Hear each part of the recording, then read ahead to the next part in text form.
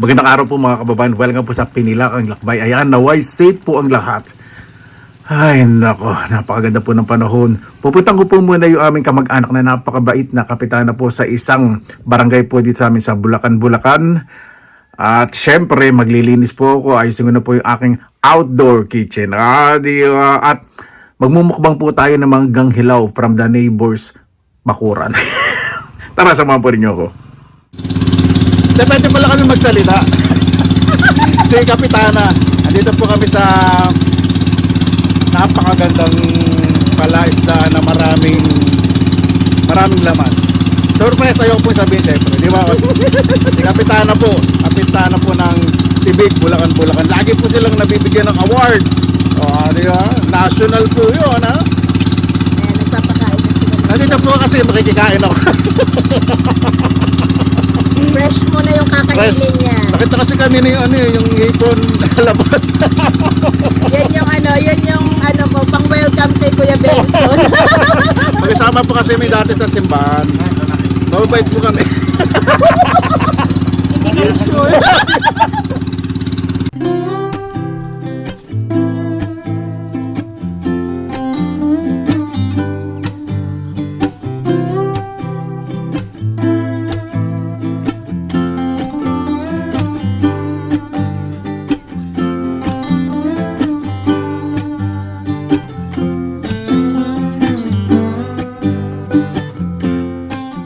Akong halimaw. Ilipat ko po dito yung yung lutuan ko. Katulad po na sinabi ko po kahapon at yung upuan, di ba? Para laging malilim po dito at masarap pong magluto. Yung pagpapahinga ko dito, may privacy kasi na dito sa left side po. Sa right side ng bahay kapag nasa harap po na ako. Yan, dito po yung area. Diba, gubad na gubad po yan. Mas maliwalas. Ilalagay ko na lang po dito yung mesang mahogany, hindi mahogany, naray, pinutol po doon sa gilid nung gumawa po ng kalsada. Ito po ilalagay para hindi siksikan, para humihinga. Ayan po, di ba? Tagal hindi nagabi, hindi nalinis. Medyo malambot tong isa, pero lalagyan lang po ng suporta to. Didikitan na lang to ng kawayan.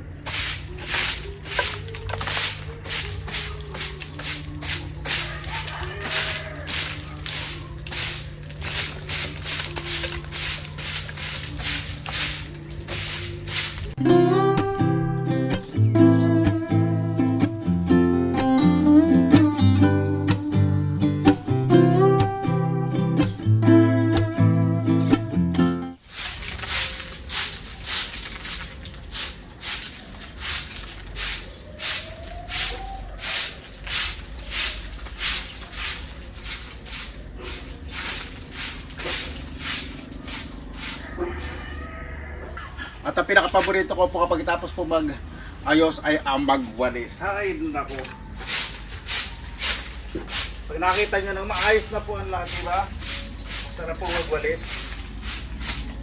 Lalo na pag nakawanan na. Yung amoy kasi babango.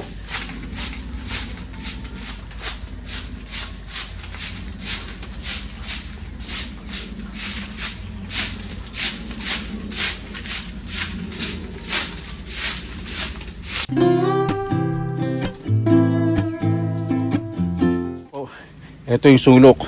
Ilagay po yung mga kahoy dito na pinagputulan ng puno sa daanan dati. Upuan sa kamay mesa. Yung saging, tumumba po yung butuan. Tapos sa bangkos na tumumba rin. Medyo mura pero okay lang pag nahinog kahit na matabang. Diba? Nakalinis na po ako ng maayos at yung naghawan tapos na po. Bukas naman po magtatambak po ng lupa. Diba? Si Garfield, buti pa si Garfield. Nagre-rest na. Daing bunga.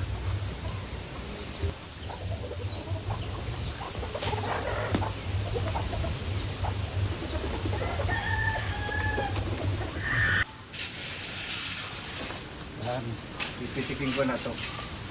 Masarap itong mura. Pinuputi pa. Masarap ito yung bibiyakin. Tapos manggat bagoong. Maraming binunga to.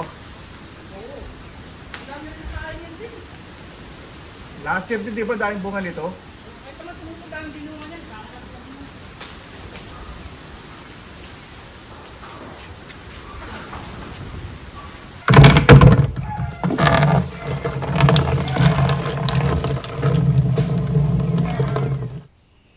Ay, nakabuti, may naabutan pa po akong mangga. Isa ba kulang ko may mangga pa rin po, yung katimon. Katimon po yung malalaking bunga. Ito gusto ko itong Indian Nebu, yung mura pa. Napakabango talaga ng sariwang mangga pag pinitas sa puno. Tapos nabalatan yung ganito. Kalong napasarap ang rain.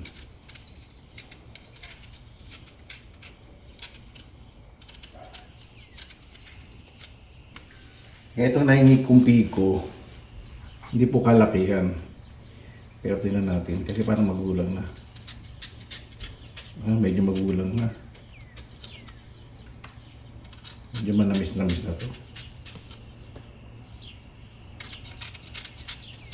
Bango na amoy. Ito namimiss kong mangga piko sa kayong kalabaw. Bumili po talaga ako ng bagoong. Si Papa kasi, syempre medyo nahirapan na po magluto. Ano po to? Plain bagoong gisado alamang. Diba? Tinagal ko po yung brand. Ayoko pong magpapansin. Hindi naman tayo napapansin. Sabi.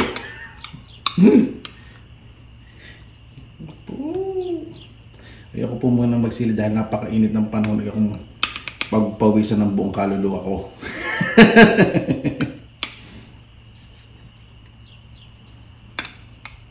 Ayan, ready na po. Kain na po tayo. Mabuhay! Yan, maraming salamat na po sa Panginoon. Kasama-sama na lang po tayo. O, di ba? Nabilis ko po talaga umitim pag nasa Pilipinas. Lagi po kasi ako nasa taniman. Nandito ko po 7-Up.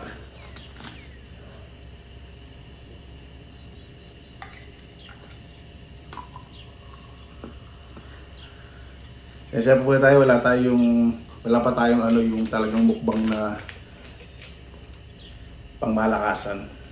Ito po kasi namimiss ko dahil busy pa po ang artista sa pagpapayos po ng bakuran.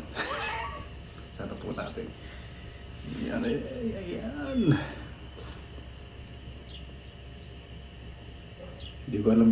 First time ko bili itong bagong na gisado.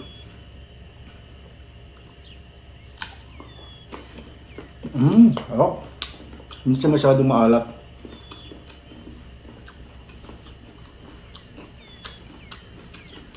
Buti may mangga pa ako nabuta. Medyo patapos na rin po paano ng mangga.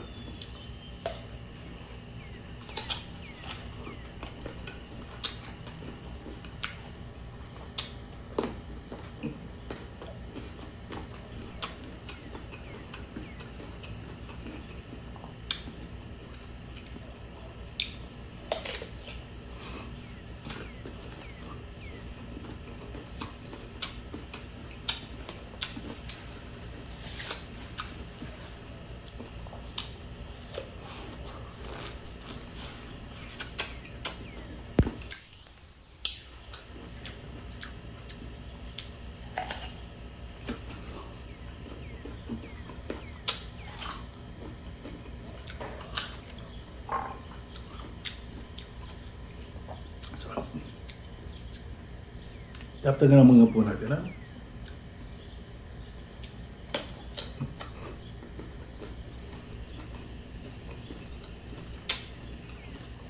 Tumpi ko masarap po. Medyo manamis-namis.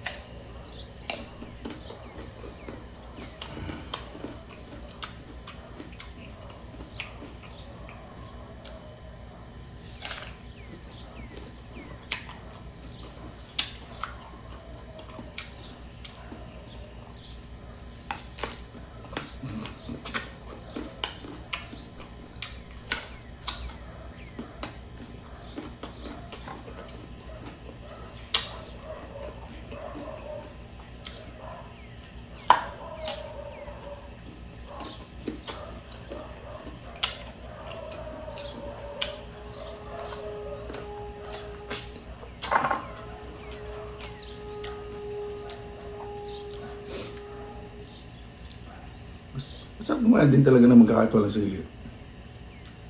May sili siguro pagpapawisan ako ng todo-todo kasi mainit po ang panahon. Nakita niyo po medyo nagmamantika po yung mukha ko.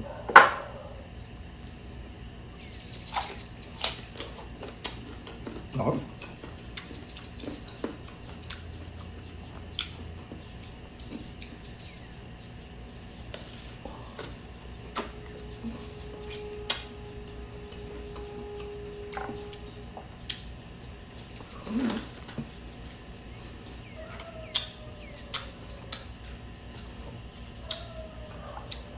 Sarap talaga na pigo.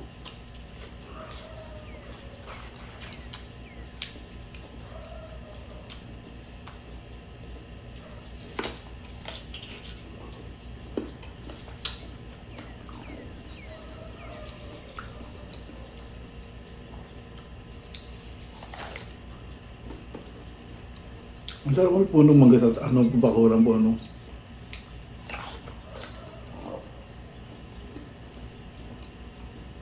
Buti na ito pong nabili kong lupa eh.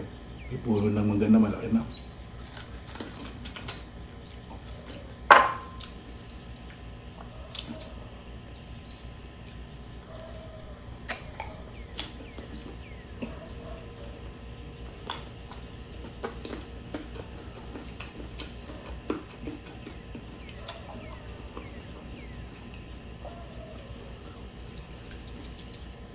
Diyan may ganito napakasarap. Excuse me. Nang malit po, wala pong ganitong Indian mango. Yung kapitbahay po kasi namin na mayaman, bumili po ng seedling po dito sa Bulacan na Indian mango. Dumami po yung punla.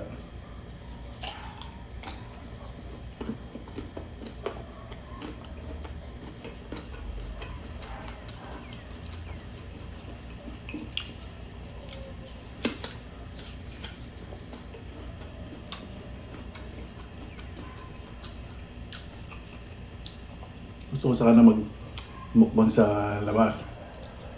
Pero pag napagod po ako eh.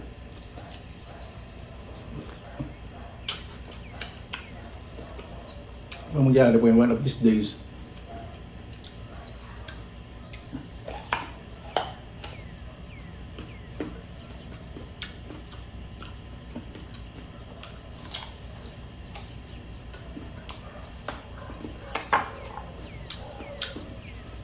Sarap ng bagong.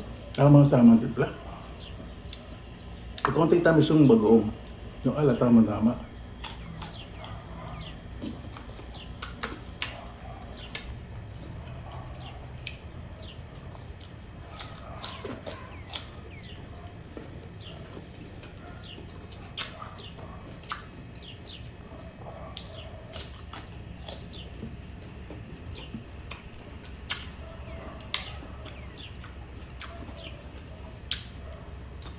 Dito po sa tinitaran ko, mga kapitbahay nagkakalit po ang mangga. May hihingi lang po talaga ng libre.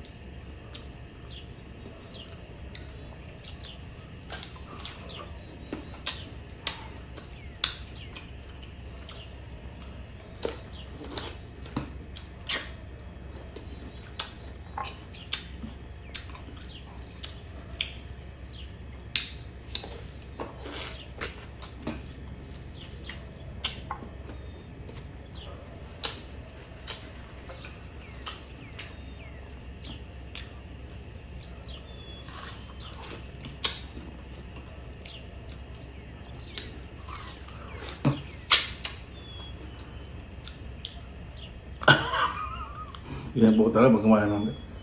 Gusto po kumain ng kanin kaya layo po. Gusto po mas medyo yung lasa naman ngayon.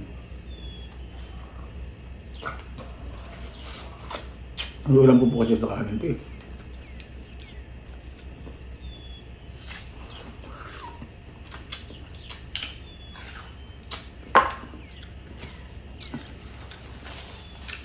Di ba po nangingilo Pag minsan daw isang upuan, kung hindi ka po nagmumukbang ngayon, yung nag-emote pa ako, papatweet tapos nagpapakit sa labas, mga 10 piraso. Hirap po kasi magpakit sa camera eh. Lalo na kapag kabangis ang yung pagiging cute kasi basta mabangis eh. Hindi po ma-achieve yung cute, yung cuteness. Yung bangis, nandiyan po yan eh. Kasi kung mabangis ka, nagpa-cute ka pa ba? Hello? Gifted ka na. Lakas ng tama.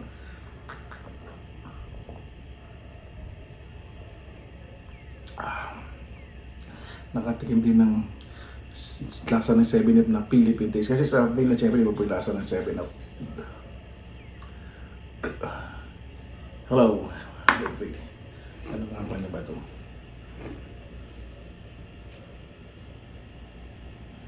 Hindi makita.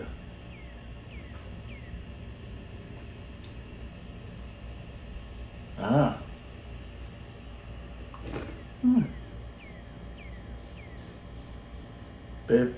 Pepsi Philippines. Ah. Sa Coke naman, Sprite. Sa Pepsi, 7-Up. Ah, okay. Got it.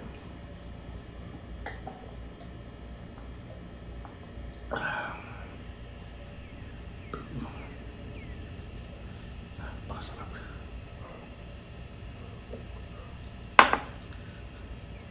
Paano po, maraming salamat na po sa inyong oras na ilan sa Pinilang Lakbay. Bago po tayo magtawas, pasalamatan po muna natin ng Panginoon. Panginoon, maraming salamat na po sa biyaya po na binigyan niyo po sa amin. Maraming salamat po at nakakauwi po ako sa Pilipinas para mabisita ko ang mga gulang mga kapatid, pamangkin at mga tao po na nagmamalasakit sa aking Panginoon. Maraming salamat po. Naway ang bawat isa, mas pahalagan po ang pagmabalasakit po ng kanilang mga nagmamahal sa buhay. Dahil ang paglayo po sa pamilya hindi po biro. Naway ang bawat isa, iwasan na pong manumbat at mas maging mapagkumbaba. Kaya na po bahala po sa amin, sinusuko na po namin sa inyo lahat sa kanila ni Jesus. Para po, maraming salamat na po sa inyong oras sa inilaan sa Pinilang Lakbay. Basta lagi po tayo, positive vibes, good vibes. God bless, ingat po lagi, magandang araw. Laban lang!